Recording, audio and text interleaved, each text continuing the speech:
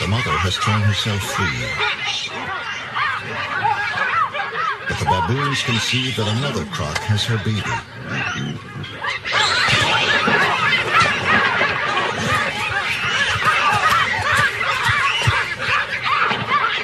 The croc will lose its prize to the others unless it leaves the pool.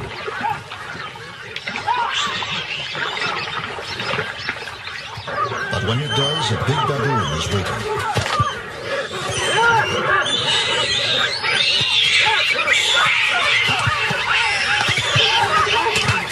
The croc drops the baby.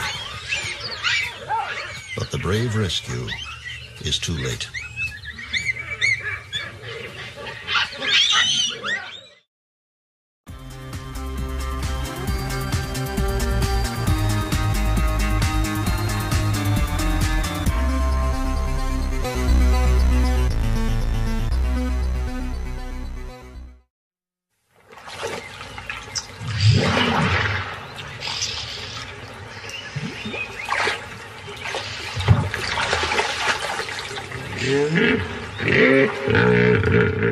This is the story of a pool and the animals that cannot live without it. It's a place where hippos and crocodiles survive in mysterious harmony. A crowded pool where predator and prey are drawn together and where strange things happen that have rarely been seen before.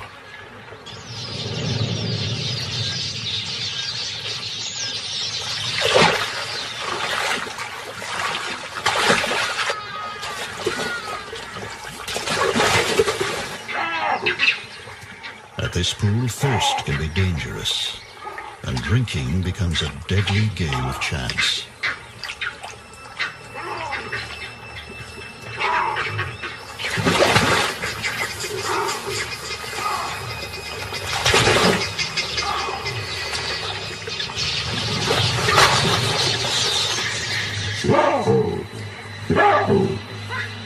When the pool shrinks in an unrelenting drought, there is a desperate fight for life. A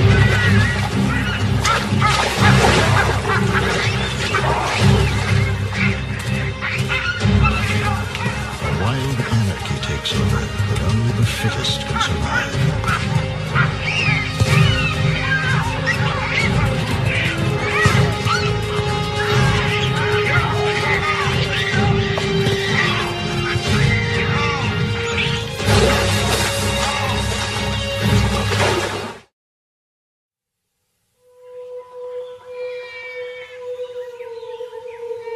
A river in Africa. It's known as the Lavuvu, or Hippo River. And where land and river meet, there exists a rich concentration of animals.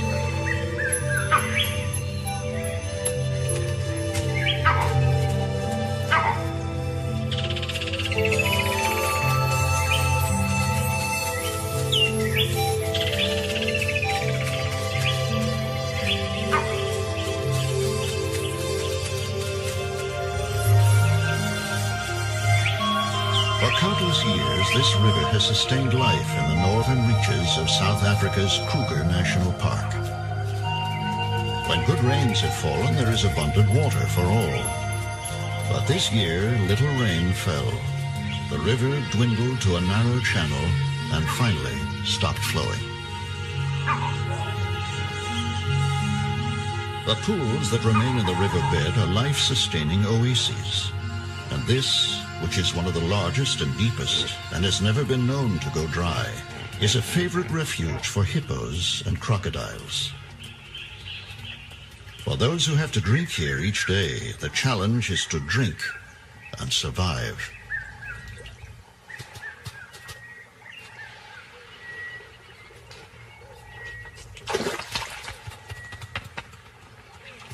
With over 60 crocodiles congregated here, caution becomes the first rule.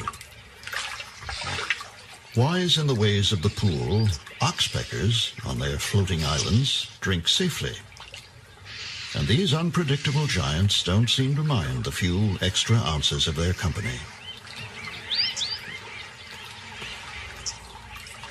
But more extraordinary is this young crocodile, the smallest in the pool, who's become a regular passenger, and is possibly safer basking on the surprisingly tolerant hippos than with its own kind.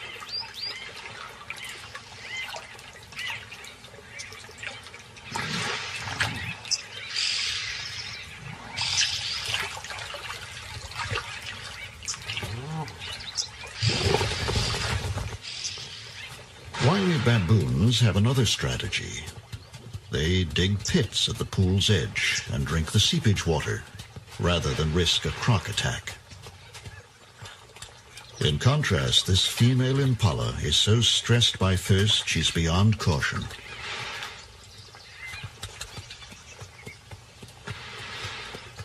Dazed and distracted, she finally drinks in the worst possible place.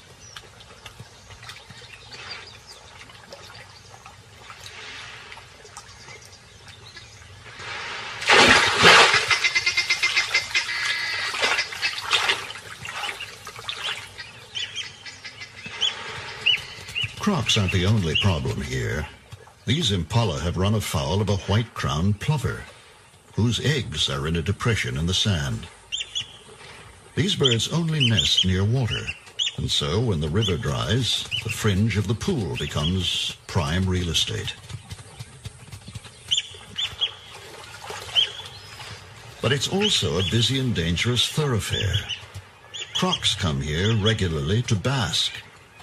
Crocodiles lumbering up the bank are a major hazard for the fragile eggs. But unlike the timid impala, the crocs ignore the birds' warning cries. Lucky this time, and she settles down again to brood.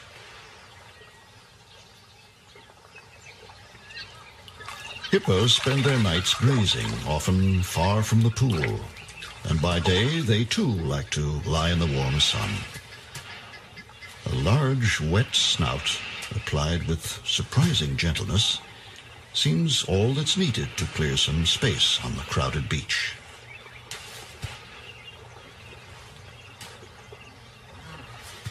There's no hurry. We're all relaxed and easy here, and the great reptiles gradually respond to gentle nudges until all are accommodated to their liking.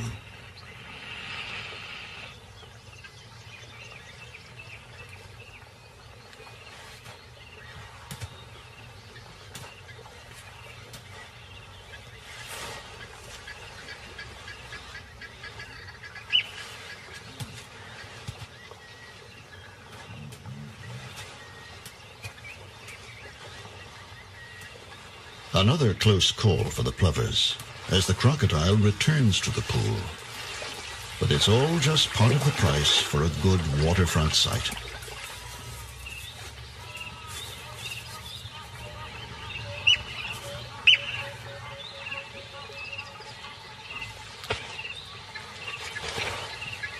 Hippos are a nuisance for the plovers. They don't leave much space between them.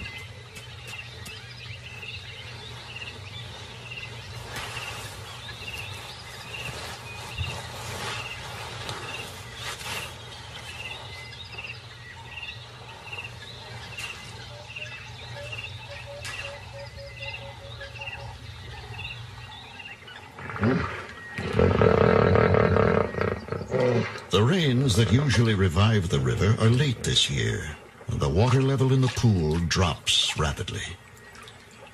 Fishing birds move in and find good pickings among the fish trapped in the shallows.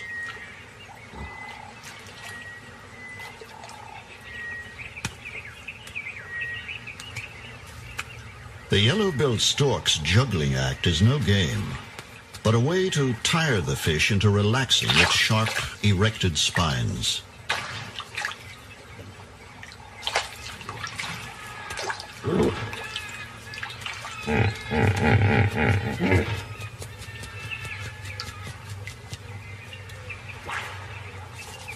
Crocs eat fish too,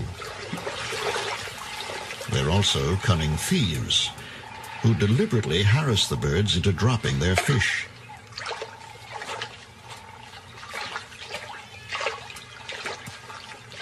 The herons must wet their catch before they can swallow it, and the crocs watch closely, waiting to move in and panic the bird at just the right moment.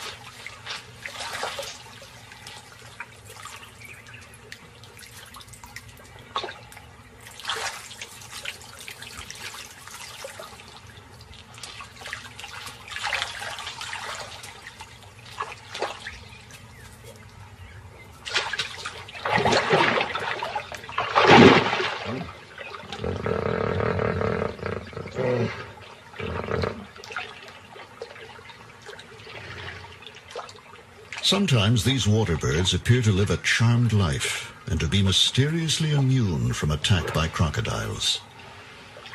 But bird and reptile understand each other well, and the crocs seem to know these birds are just too alert to be easily caught.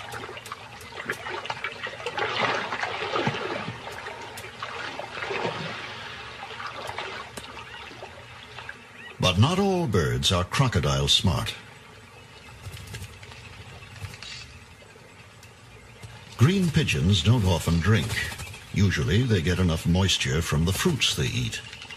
But in the heat of this dry year, the birds are forced to come to water, and they're innocent of any danger.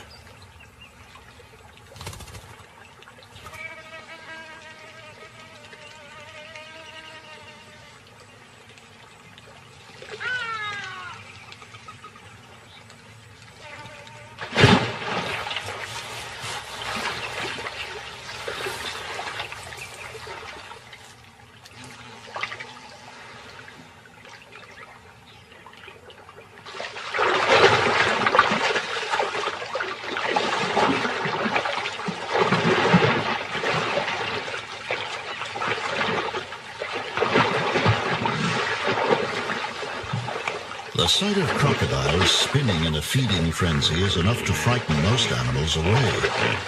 But as the crocs tear apart an Inyala bull, something amazing happens. A hippo moves in and begins to mouth and lick the bodies of the feeding crocs.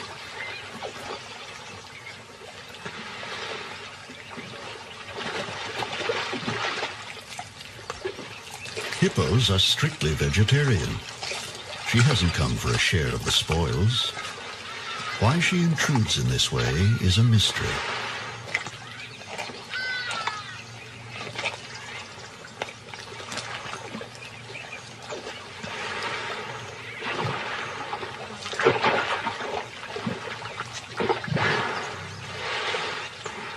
She is more powerful than the crocs, and her dominance over them is absolute.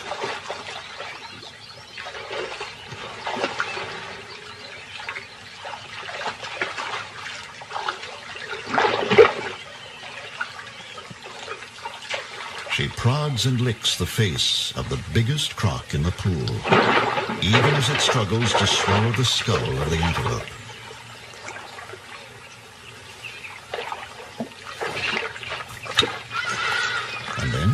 As if her curiosity has been satisfied, she loses interest and leaves the crocs to their feast.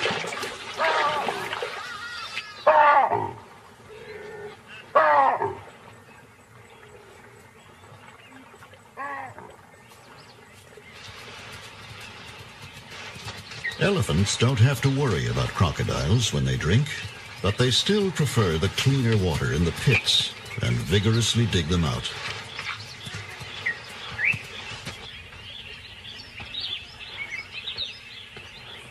In the river bank near the pool, a large colony of nesting bee-eaters are feeding their young.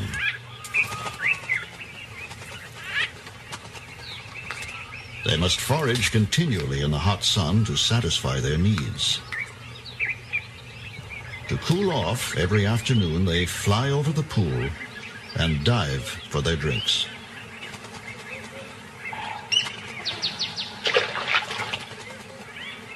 For some of the crocs, this is the signal to take up positions.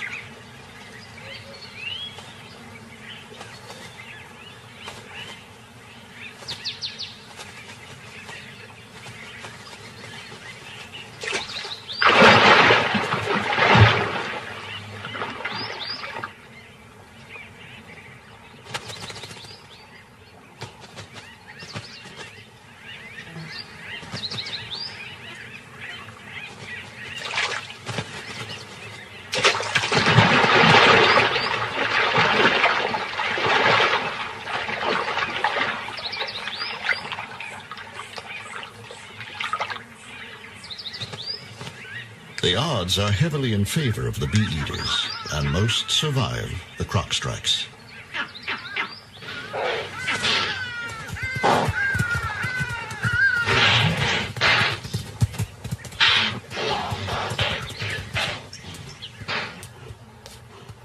A thirsty lioness comes to water. She tries a pit, but finds it full of bees.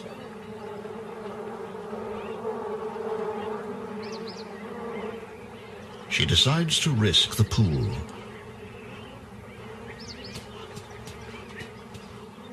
In heat like this, the bees need water too. Lions can go without water for a long time, but this one is a nursing mother. She must drink.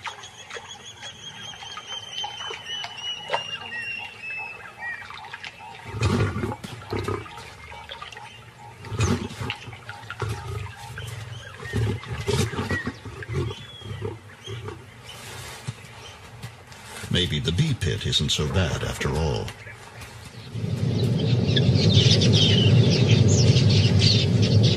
Large flocks of quelias are in the area, searching for seed and grain.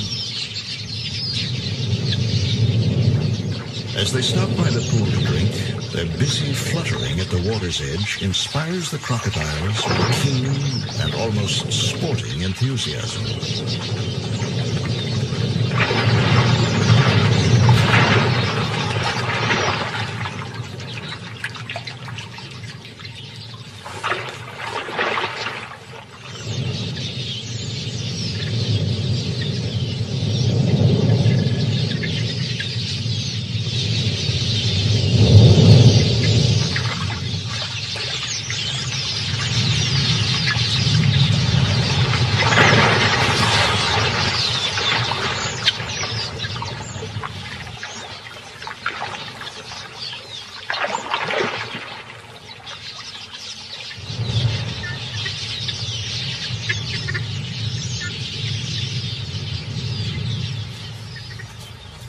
The monitor lizard is the scourge of both ground-nesting birds and the egg-laying crocodiles.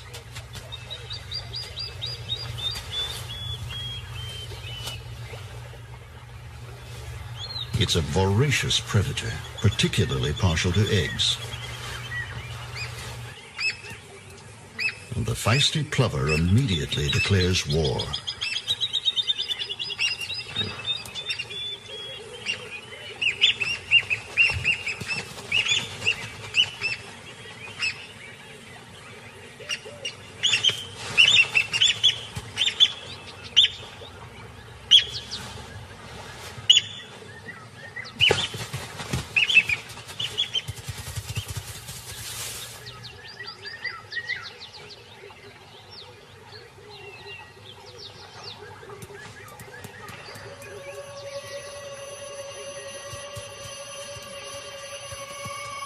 During the heat of the day, the sand becomes unbearably hot and burns the skin between the impala's hooves.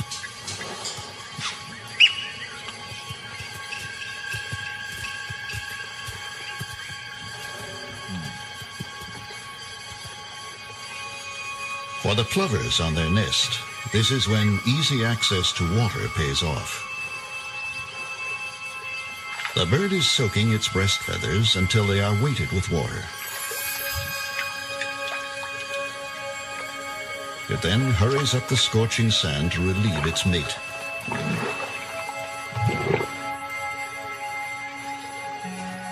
The plovers are brooding on sand that feels hot enough to fry an egg, and by midday they are changing guard at the nest every 10 minutes. Without the constant protection of their cool, wet feathers, the eggs could not survive the heat.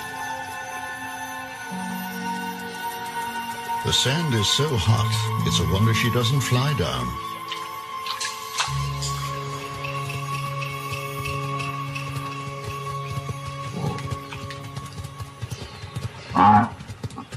These buffalo have just one thing in mind. The usual watering places are dry now, and they've had a long, hot journey to get here.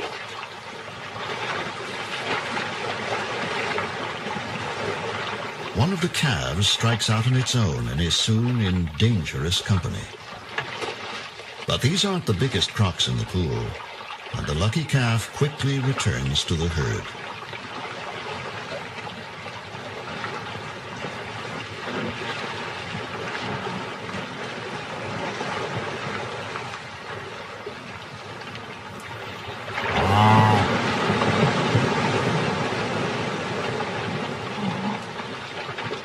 The croc's intentions are clear enough. But before they can find a small enough victim, the buffalo decide it's time to leave.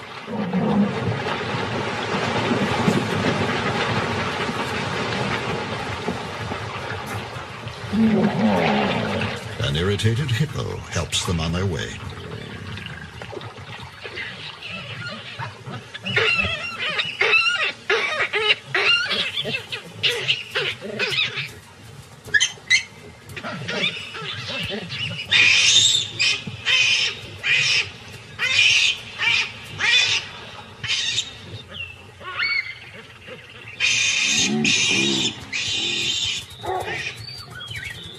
The drought and heat are now so severe that some animals with small young cannot supply enough milk, and thirsty youngsters follow their mothers to water before they're weaned, or wise enough to know how to drink.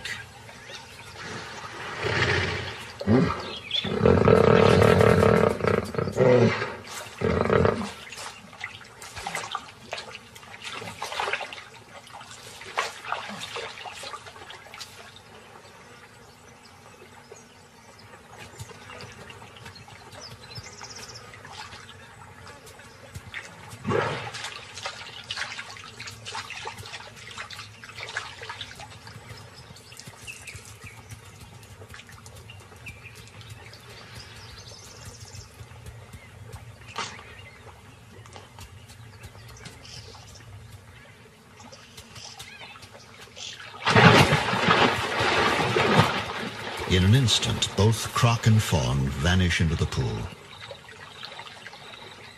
leaving behind a bewildered mother.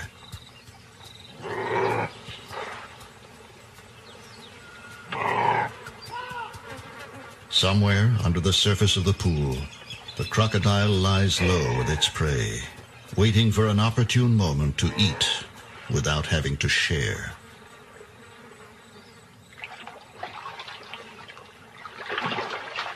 The most carefree creature in the pool is this baby hippo.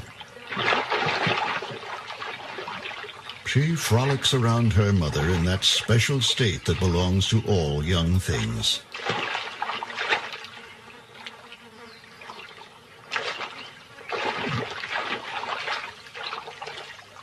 She is oblivious to the dangers in her world.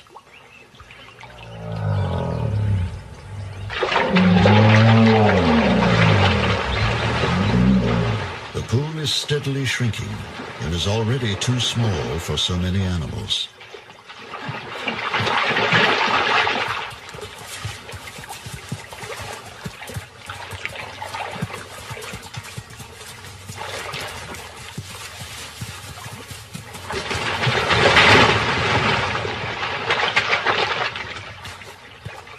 But the hippos can't settle fights caused by overcrowding. There is no place else to go. As usual now, the hippos subside in an uneasy truce.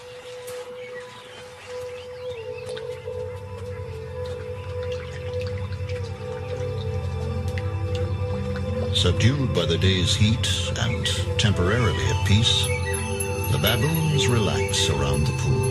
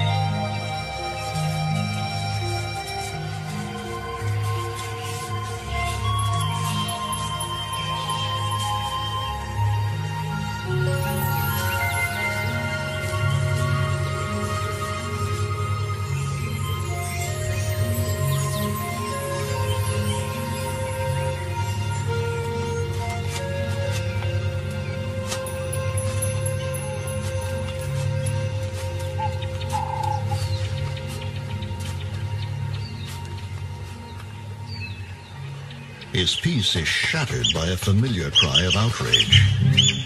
He's innocent, but he's too close to the nest, and the plover has a good eye for trouble. And young male baboons are especially targeted.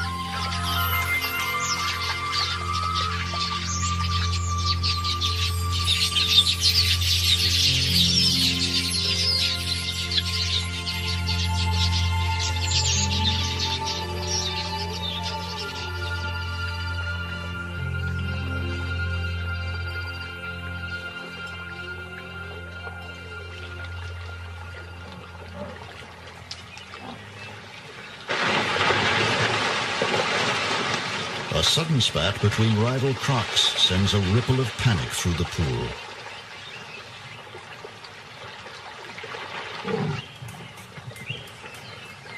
It's small wonder that the plovers are having trouble. A fresh track shows that a crocodile plowed right over their eggs. This is their third nest of the season that's been lost to the crocodiles. Starting again from scratch, the plovers perform the ritual of selecting a site for a new nest.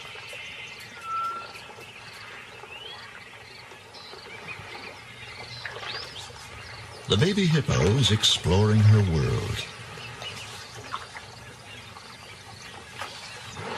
The restraint of the crocodile seems out of character. But with 2 tons of devoted mother nearby, she's free to treat crocodiles with the same bold familiarity as the adult hippos do.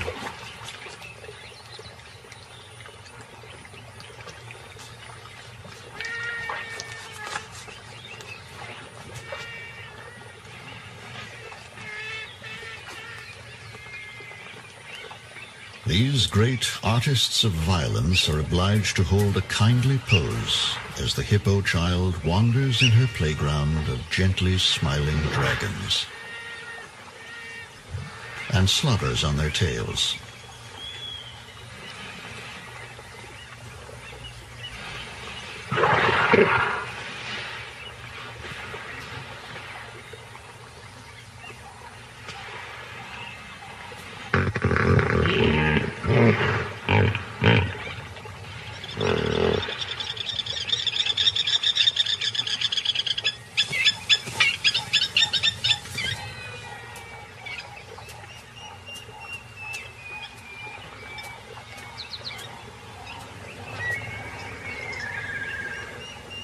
A yellow-billed kite checks the pool for an easy meal and sights a dead fish.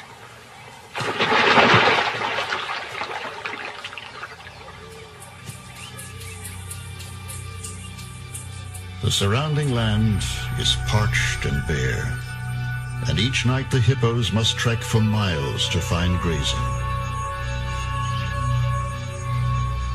Other animals wander in the riverbed in search of the few remaining pools.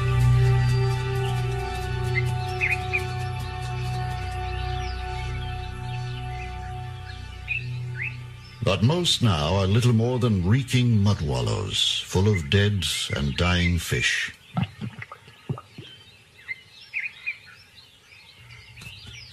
Even so, the impala would drink here, but the pool is dominated by a single croc, the last of a group of more than 40 that were here a month ago. The monkeys won't risk it and drink instead in deep footprints. The fawn's attempt to drink is a small disaster. Now it's covered with stinking mud.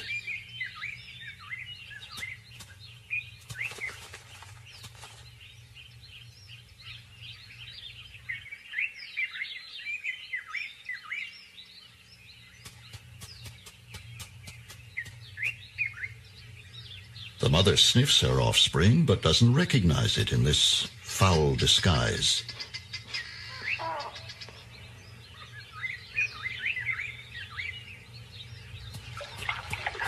The crocodile that has held back the drinkers suddenly leaves. Perhaps there is no future for it in this tiny pool.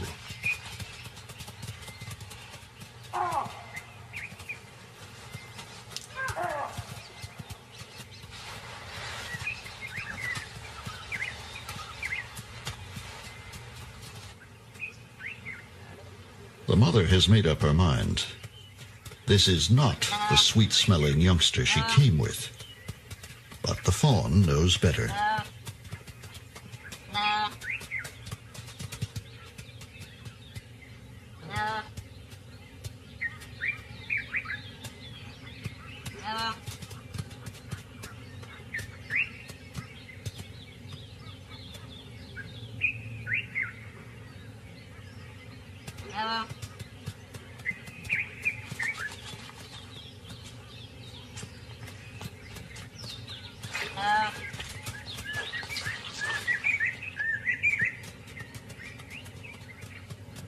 The little impala is persistent. Soon the mud will wear off, and the mother will again accept her.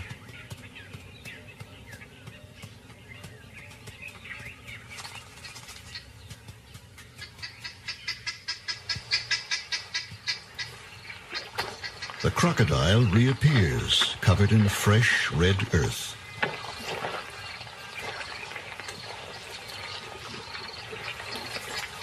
She thrusts her head into the mud and swings it from side to side.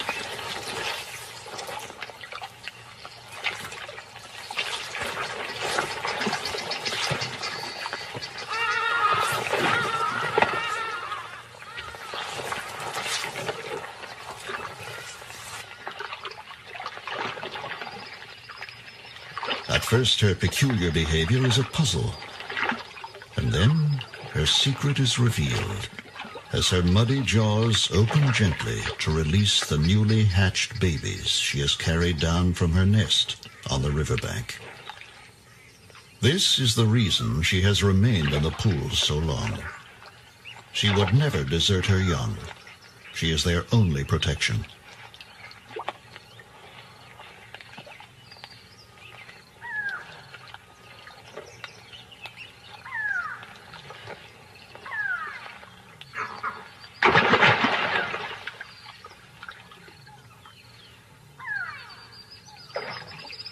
But between predators and the thick mud, there is no chance for the little crocs, and all will die within an hour.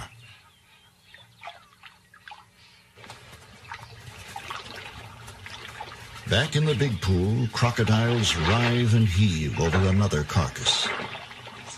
And once again, hippos are amidst the frenzy. There's nothing for them to eat, yet something attracts them here.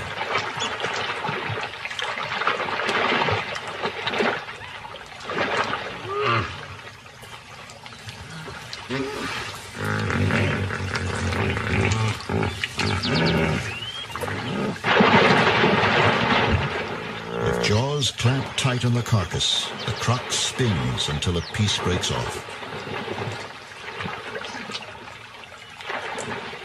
The hippos seem content to gently interrupt the spinning crocs from time to time, but no one knows why they attend these terrible feasts.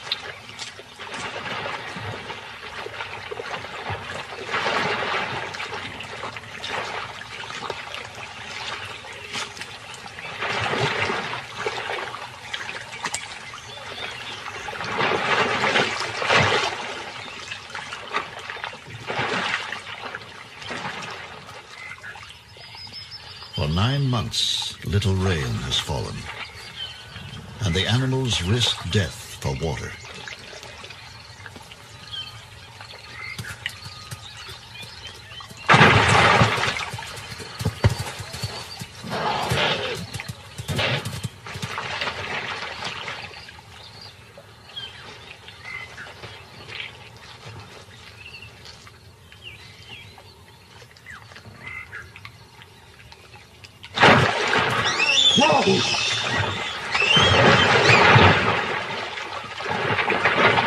The hippo's calm is disturbed by the violent arrival of the croc's latest victim.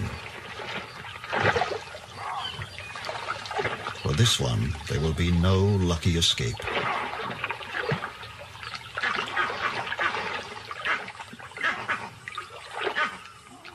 The baby hippo is already wedged deep among crocs, close to the impala carcass and the biggest crocs in the pool. The mother then does a strange thing. Rousing herself to investigate the scene, she pushes her baby almost onto the impala and then retreats, leaving her calf between these jaws and the meal. The mother's presence is enough to ensure her safety, though baby seems less certain. But the mother knows they wouldn't dare, and she drifts back into the secure slumbers of the strong.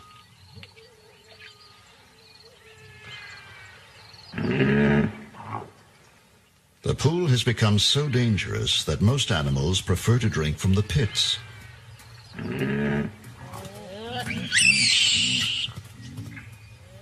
But a fierce comedy of survival results when so many are desperate for water.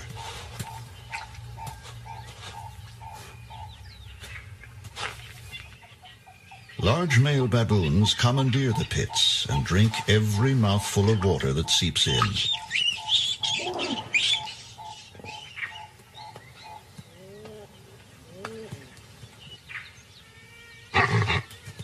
They can scare off most animals, but sharp horns have the advantage, and the baboon reluctantly gives way.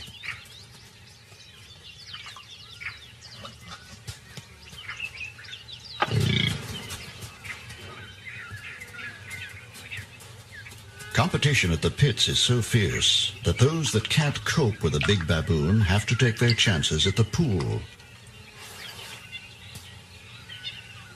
A nursing mother must have water, but she takes a terrible risk to get it.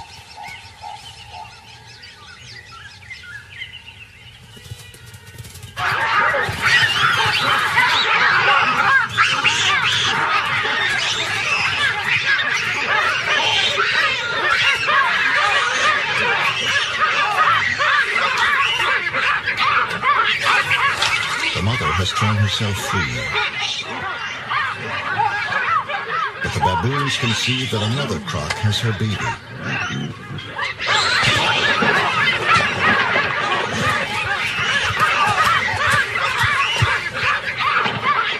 The croc will lose its prize to the others unless it leaves the pool.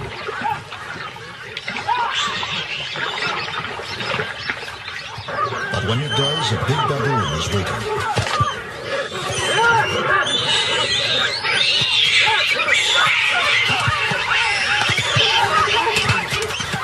Drops the baby. But the brave rescue is too late.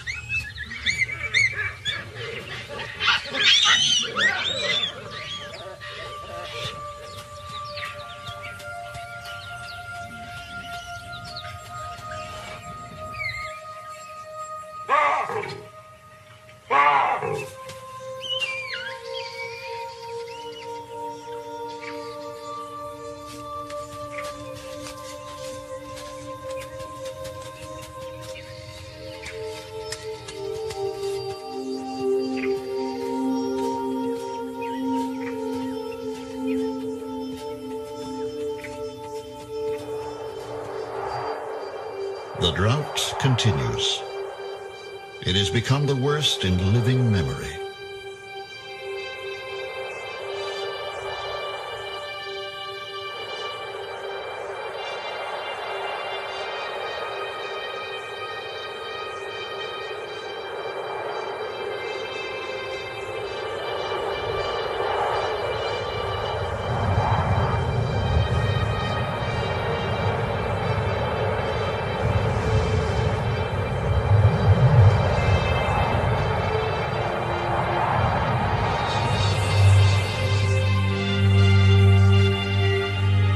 The pool has dwindled to a mud wallow, and and many of the hippos have left on a final quest for water.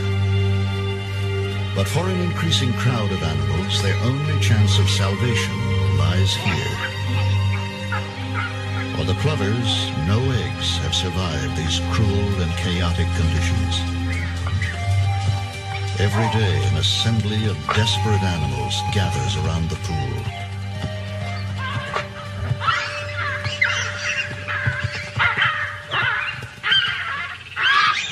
These baboons, who are seldom peaceable, reach new levels of aggression among themselves. Even mothers with small babies do not escape the brutal bullying.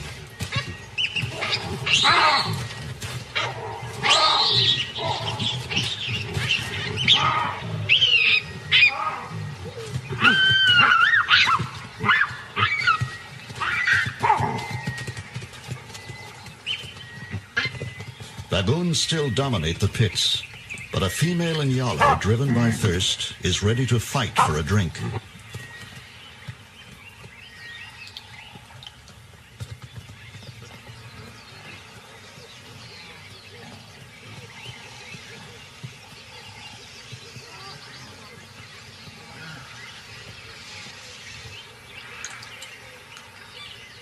Each day now, a few baboons appear with blood on their hands. Their victims are impala fawns. Some are orphans of the drought, others only temporarily lost and alone.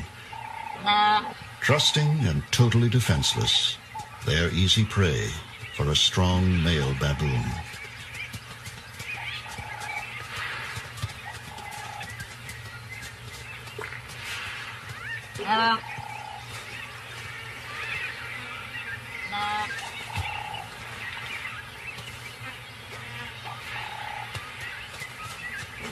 Unaware of the fate of her offspring, the mother ranges up and down the pool, calling.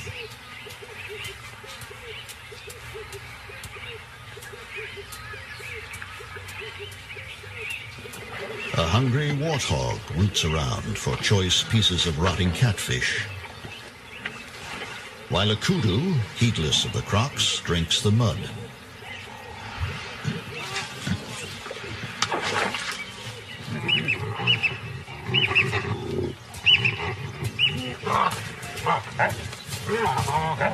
The baboon didn't keep his kill to himself for long. Yet the contest seems to be as much about male dominance as ownership of the carcass.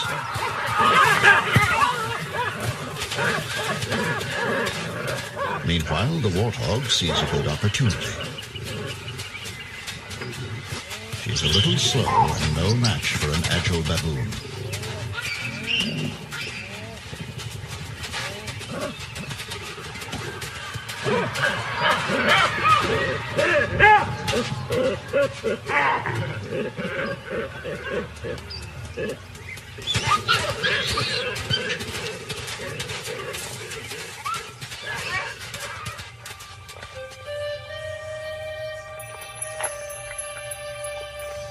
As their pool dies around them, the hippos and crocs lie marooned in the mud like creatures made of clay, half-formed and waiting for their creator to complete them.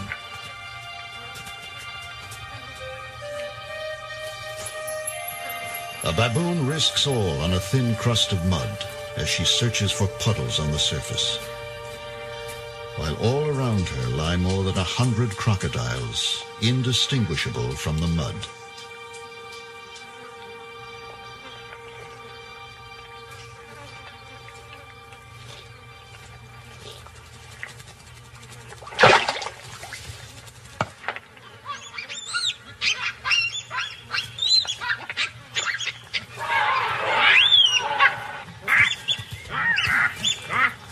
The mother is brave, but the life and death struggle is between these two.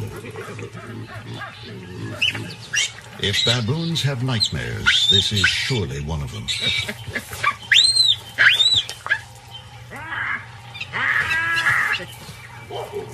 Torn between terror and wanting to help, the mother is unable to rally any support.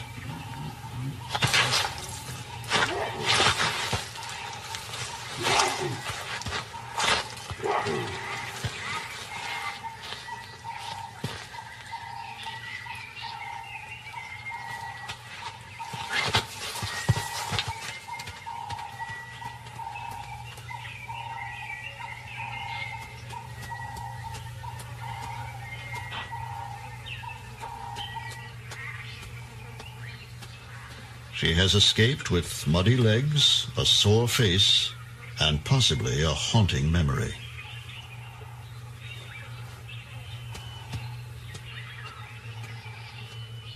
Right now she needs some hands-on grooming, but there is none to be had. Just a curious stare.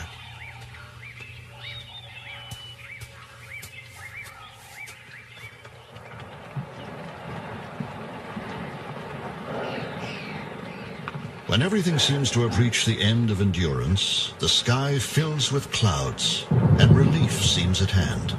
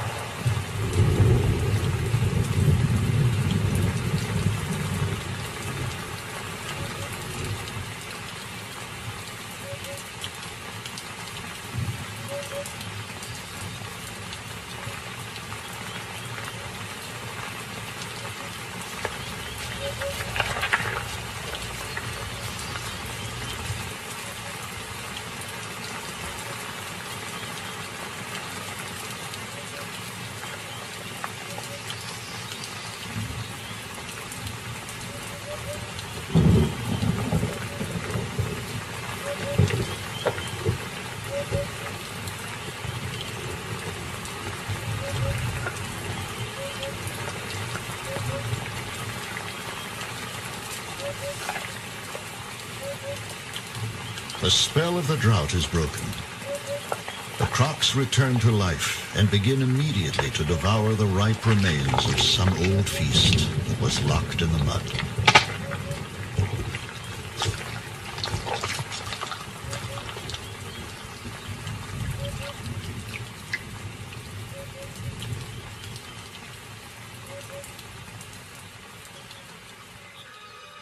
But the rain was just a fleeting reminder of better times. It does not break the drought.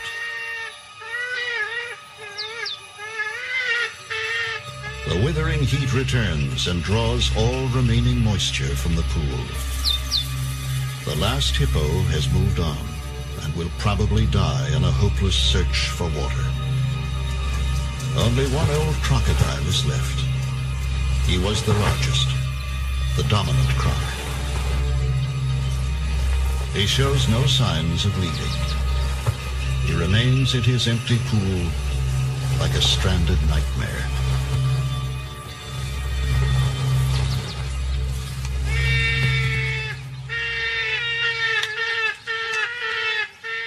The other crocs have taken shelter from the scorching sun and the vegetation around the pool.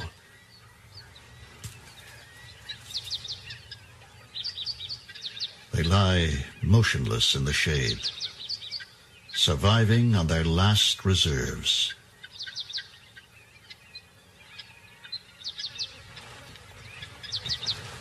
The old male croc only pushes deeper into the mud, covering himself with the remains of his pool.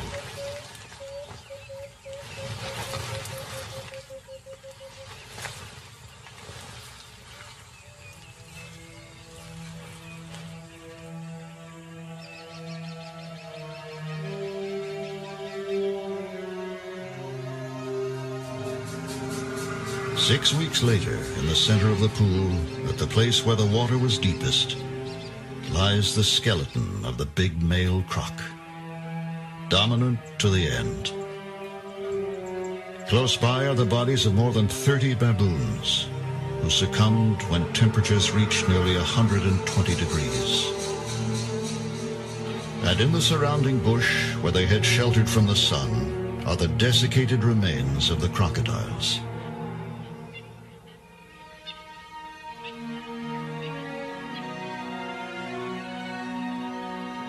But there are survivors. In holes dug deep into the riverbanks, there are a few crocs. Entombed in the cool dark, they're able to conserve moisture and wait for the return of their river.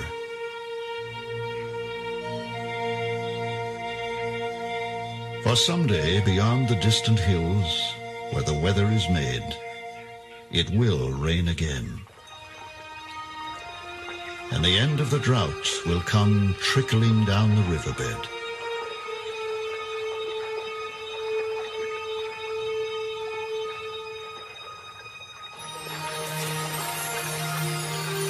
No wild calls will welcome this sight, but as the river surges and flows deep enough to swim in, who is to say that the crocodiles won't rejoice and the birds won't revel in that first flooding? In nature, there are few happy endings. Instead, there is a continuing. When the river returns, survivors will replenish its banks, and the great cycle of life and renewal will begin again.